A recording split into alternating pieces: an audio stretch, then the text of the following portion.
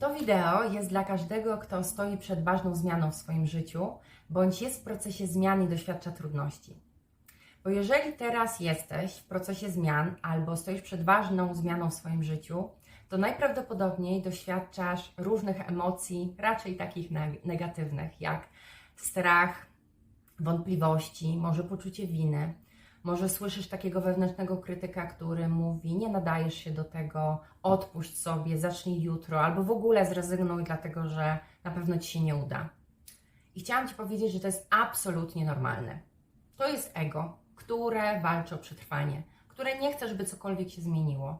I chce, abyśmy tkwili w status quo. I nawet jeżeli to status quo wcale nie jest dla nas dobre i wcale nie jesteśmy w nim szczęśliwi, to ego chce nas w nim utrzymać, bo boi się nieznanego, boi się zmiany. I dlatego właśnie tak trudno jest w ogóle rozpocząć jakąkolwiek zmianę w swoim życiu.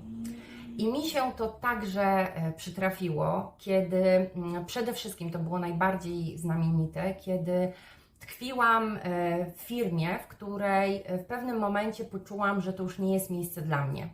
Że moje serce ciągnie mnie zupełnie do czegoś innego, że chciałabym robić nowe rzeczy i pracować na własny rachunek. Ale mimo tego, że serce mnie ciągnęło do zmiany, do nowych rzeczy, to właśnie strach i ego, które walczyło o to status quo, nie pozwalało mi dokonać tej zmiany. Więc tkwiłam na etacie, wprawdzie dobrze płatnym, ale takim, na którym już nie chciałam być. I na szczęście w tym momencie zaczęłam bardzo intensywnie medytować i zaczęłam praktykować medytację, nie jakąkolwiek, ale medytację z wizją przyszłości. Wyobrażałam sobie siebie, jak będzie wyglądało moje życie, gdy spełnią się moje założenia, moje plany. Czyli dokładnie, co będę odczuwać, co będę myśleć, jak się będę zachowywać, jak taki normalny dzień będzie wyglądał. I nie tylko to wizualizowałam, ale także odczuwałam to w ciele, tak jakby się to już zdarzyło. Tak jakby ta przyszłość już była tu i teraz.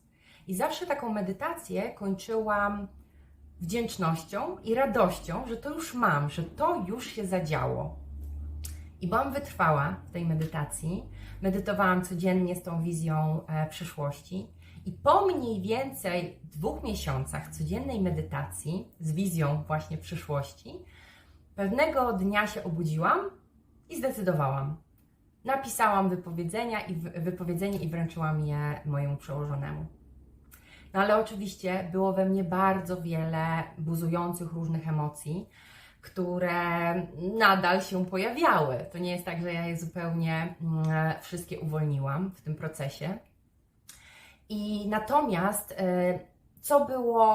co było lepsze i łatwiejsze, że udało mi się właśnie podjąć tę decyzję i wręczyć to wypowiedzenie. Dzięki tej 2-miesięcznej medytacji z wizją przyszłości ja fizycznie zmieniłam swój mózg.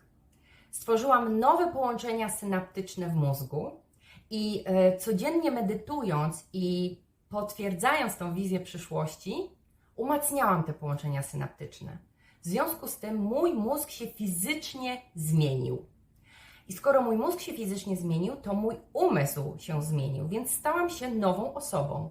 I dlatego było mi łatwiej podjąć tą decyzję i łatwiej wkroczyć w tą rzekę zmian, mimo że różne negatywne emocje nadal się pojawiały.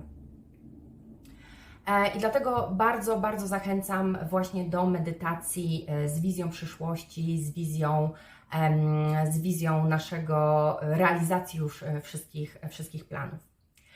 No ale żeby nie było tak łatwo, to w momencie, kiedy właśnie wkroczyłam w tą rzekę zmian, to zaczęły wychodzić na powierzchnię emocje jeszcze większego kalibru. Emocje, z których sobie w ogóle nie zdawałam sprawy, że one gdzieś tam są. To ego jeszcze walczyło o przetrwanie i tak naprawdę na powierzchnię zaczęły wychodzić tak zwane w psychologii cienie. czyli takie cząstki nas, cząstki mnie, które zostały zranione, które nie były zaopiekowane przez wiele, wiele lat. Może nawet dotyczyły okresów wczesnego dzieciństwa, których zupełnie nie pamiętałam, bo to były emocje, z którymi naprawdę na co dzień w ogóle nie obcowałam.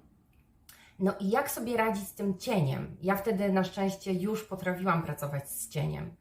Mianowicie cień to jest jak takie małe, płaczące, zranione dziecko, które wymaga naszej uwagi, które wymaga czasu, które wymaga troski, przytulenia, przyjęcia do serca i powiedzenia takich słów otuchy, że jest mi przykro, rozumiem, co czujesz, bardzo mi przykro, że Cię to spotkało, cokolwiek to było. I właśnie poświęcenie czasu tym cząstkom zranionym siebie i przekazywania im dużo miłości powoduje, że w pewnym momencie te emocje zaczynają znikać, odpływać, zaczynają się uwalniać w taki bardzo spokojny, naturalny sposób. I to spowodowało, że pojawiło się we mnie bardzo dużo takiego spokoju i lekkości, co mi było bardzo, bardzo potrzebne do tego, co się wydarzyło dalej. Dlatego, że w procesie zmiany bardzo często, co zaobserwowałam u siebie, jak również u moich klientów, pojawia się etap testów od wszechświata, czyli wyzwań, które pojawiają się na naszej drodze. Wszechświat wtedy nas testuje, czy na pewno jesteśmy przekonani, że chcemy to zrobić, chcemy tej zmiany, że jesteśmy zdeterminowani, żeby tą zmianę wprowadzić.